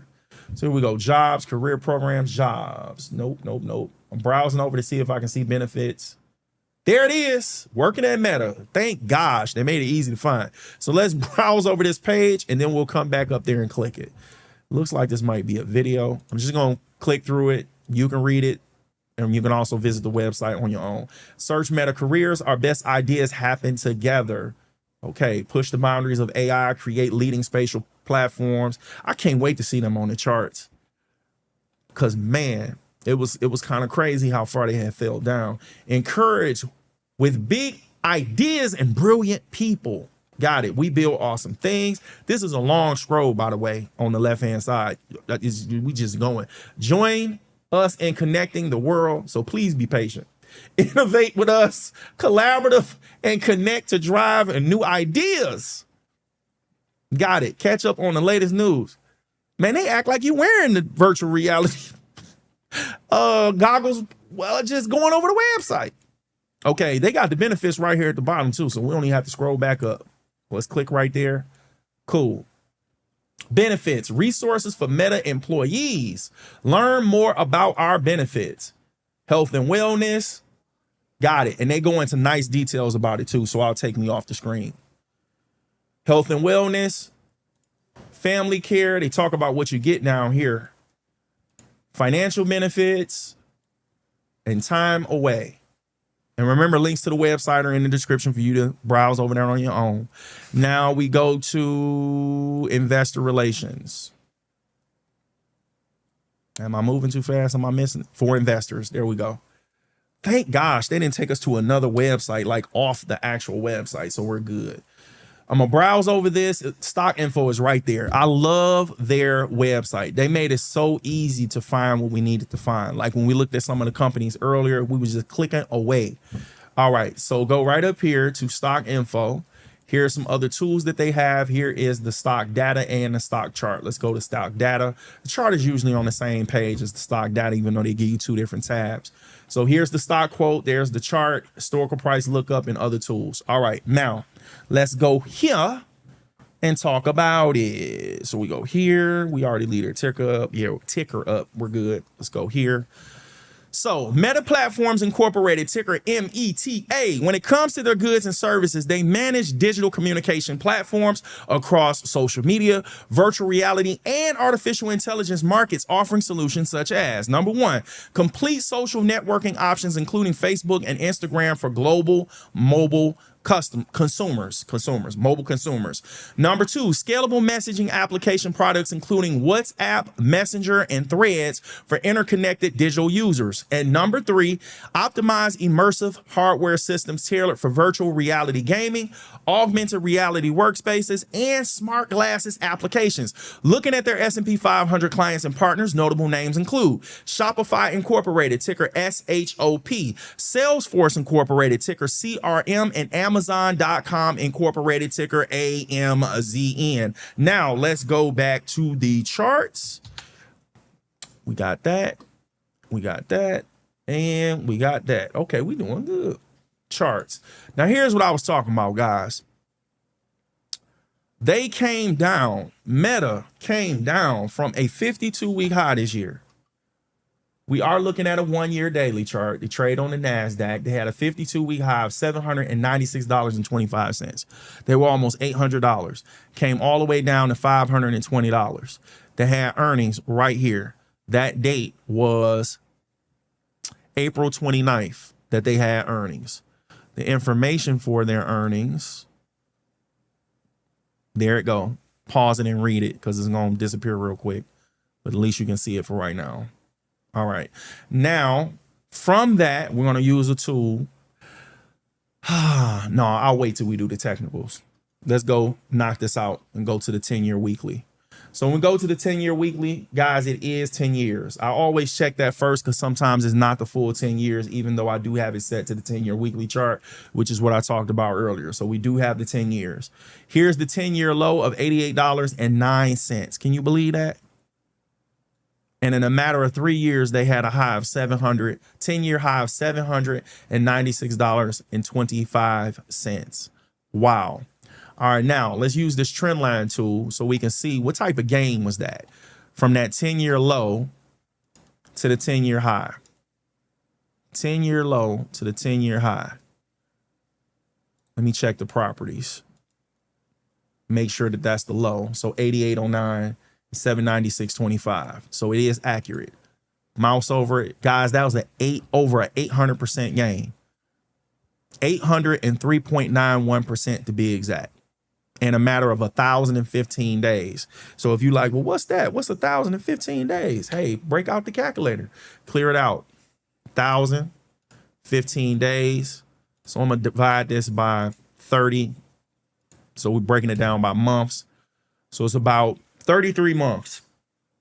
Now we divide that by 12. So it's about 2.8 years. Crazy. And over 800% return just on Meta. All right. So our price levels over here on the 10-year weekly chart, we remove that drawing. We're just going to zoom in on the price levels that it's responding to now. Yeah, guys, we really don't need any new levels. Maybe this one right here. Yeah. And I'm seeing this as like a zone. So let me show you what I mean. If we come to this candle, let me make sure I get the right tool. I got the rectangle tool, and I'm going to zoom in so you can see what I'm looking at. This over here, I was looking at these patterns. So I believe that one is a piercing pattern, if I'm not mistaken. Remove that drawing, you can't see it. That's a piercing pattern. This big green candle penetrated this big red candle, and it penetrated more than half of the body of the red candle. So this is a piercing pattern, a bullish piercing pattern. And it took off after that. And we're looking at weekly candles. So if somebody hasn't explained that to you, candle patterns on higher time frames are more reliable. It's not 100%, but they're more reliable on higher time frames. That's why it drives me crazy when I see people trying to call out price patterns like they gonna really mean something on an hour time frame, or a half-hour time frame, or a 15-minute time frame. It's way more significant on higher time frames, like days, weeks, months. Patterns that play out on those higher time frames are more likely to play out like a true pattern on a higher time frame. These patterns can play out on any time frame, but how significant do you think a pattern is on a minute chart or a 5-minute chart?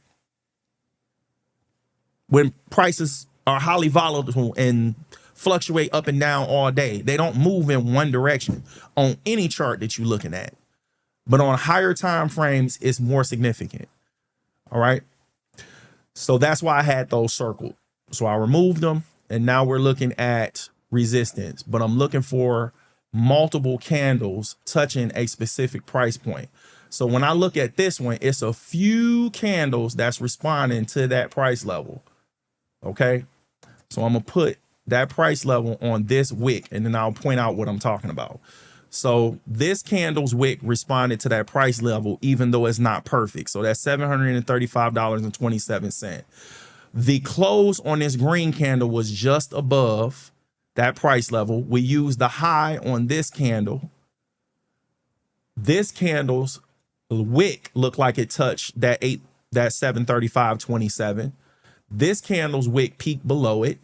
This candle's wick peaked right above it. This candle's wick looked like it stopped just shy of it.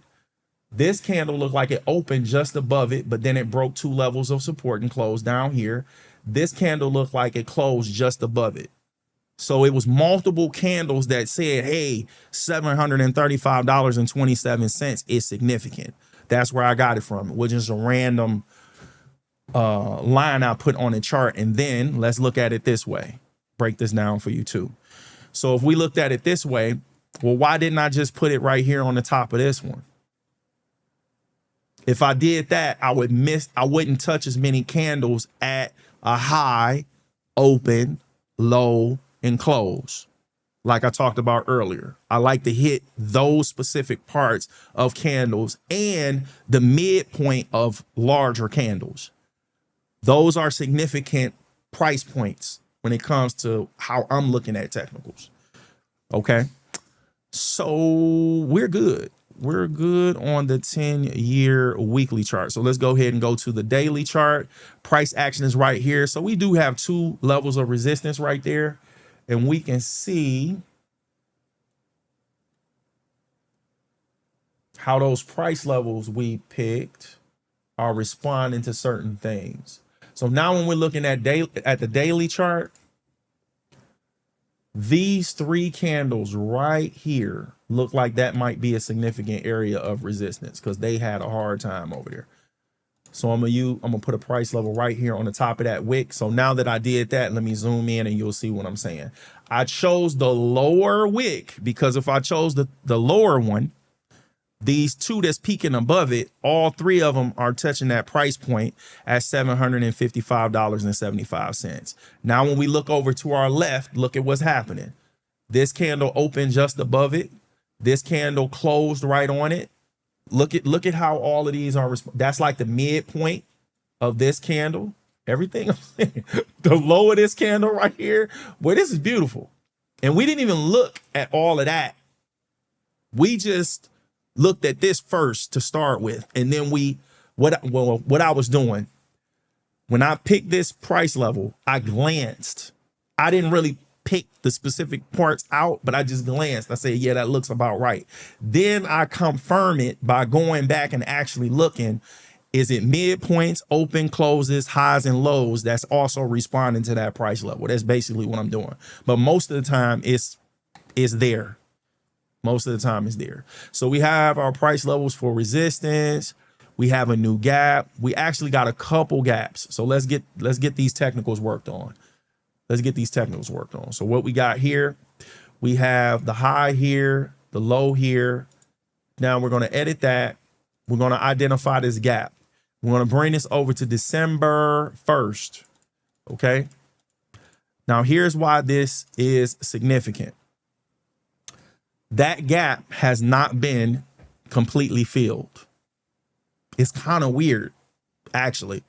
Now, what I'm looking for these gaps to be filled are regular hours price action within that gap. Okay. So what we're seeing right here, this is regular trading hours that started to close that gap. So that means the top of this yellow gap from here, this is where the gap started. You had some price action fill it from the bottom. You had some price action fill it from the top now. So let me adjust it so you can actually see what the gap's supposed to look like now. So the high on this candle is, let's do it this way. This will be faster. Price level 642.40. That's the lower one. So we'll remove that drawing price level and we'll use this red candle here. And then the low of this candle. That's going to be the gap now. So we need to edit the properties. The top of the gap is going to be 658.01. 658.01.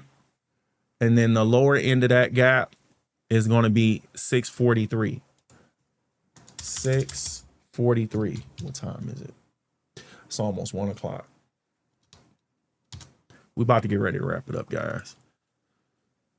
So that's how much of the gap that happened here between April 29th and April 30 has been filled with regular trading hours price action, right? Now we have a new gap that happened today. That new gap, we actually got a few gaps on here, guys. But I'm going to focus on this one, and then I'll go back to show you what I'm talking about. We have a gap here.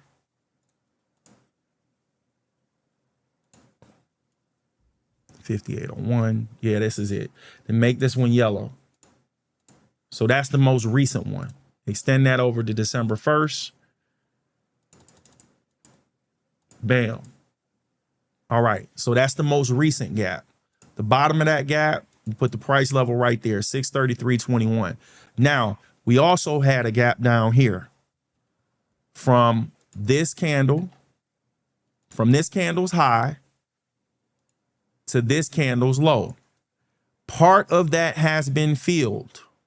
I'm not going to waste time doing the first one. What we'll do, we'll remove it, and then we'll actually just connect it to what's filled it so far. So we had the gap that went from here to here, but this is the one that came down the lowest to begin to fill it. So we edit properties, turn that yellow, and then extend that over to December 1st.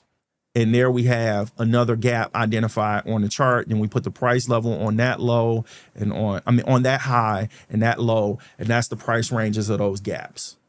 So now we can see what regular trading hours have not filled during regular trading hours, to set it twice, with price action. Okay. And now it's trading all the way up here now. So it gapped up above the area of resistance. It gapped up above the 200-day simple moving average, which is at $642.72 now. It's also trading above the 9-day simple moving average, which is at $604.60.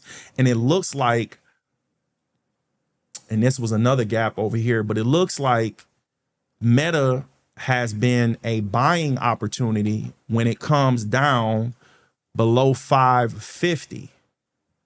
Okay. And even lower than that, let's say about 543. When it come down there, it don't come down there long. And we can see it happen twice. When it come down to the low 540s, buying opportunity. And here is a Harami pattern at the bottom of a downtrend. Take me off the screen. Harami pattern. This is something we talked about yesterday. So you got a clear downtrend, and then boom, you got a candle pattern that appears. And the name of it is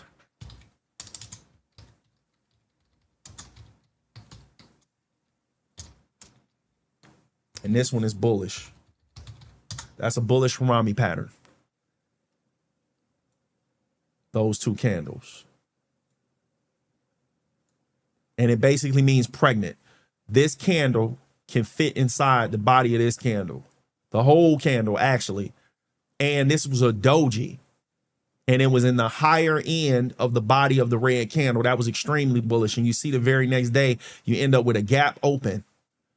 Went up, tested the 9-day simple moving average, and it's been trading above it ever since. It had another gap up, and it just kept going all the way back up to the 200-day simple moving average. It trended along that line for a minute, a few days. Was that about 2 weeks, 2.5 weeks? Then it gapped down,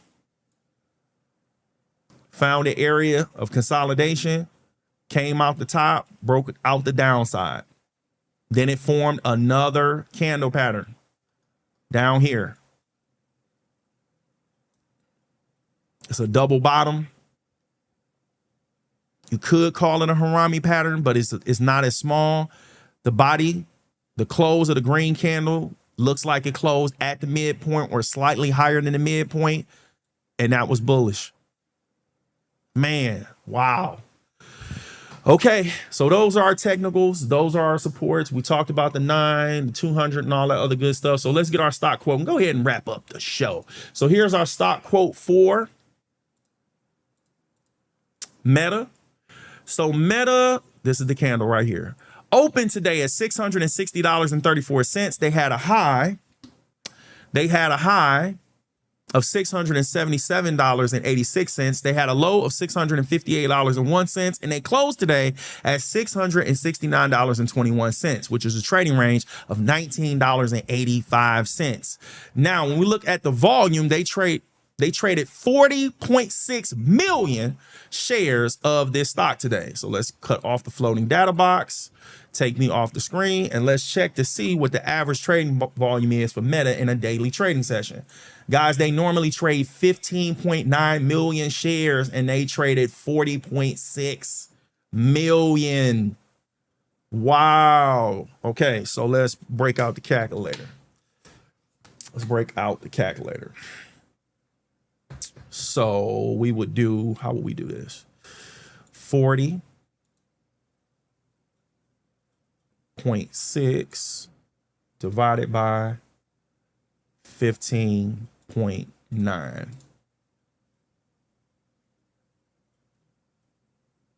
And I think we subtract 1. No. That's it. That's 2.5 times what they normally do in a daily trading session. Significantly more volume. Now, we bust out the calculator, of course, but we could have did this another way by looking at it this way. I'll show you in a second. You see this huge green candle? This is another candle that we could use the Fibonacci tool to get the midpoint of that candle, but it's so far up, I wouldn't even worry about that right now. But the previous volume, this big green candle right here, the volume on that candle is actually lower than the volume on this smaller body candle over here. So this big green candle right here, the volume on that one was 26.5 million shares. And today they did 40.6 with the gap up as far as million, 40.6 million. Wow. All right, now put me back on the screen. Let's talk about the volume rank percentile. Out of the most recent 252 trading days volume, today's volume was higher than 97.6% of those candles. If you want to be technical about it, only 6 of those days were higher than today's volume. That's it, guys. We done. We did it. So let's go here. Let's do that. Let's go here. Let's do that. All right, let's go ahead and wrap up the show.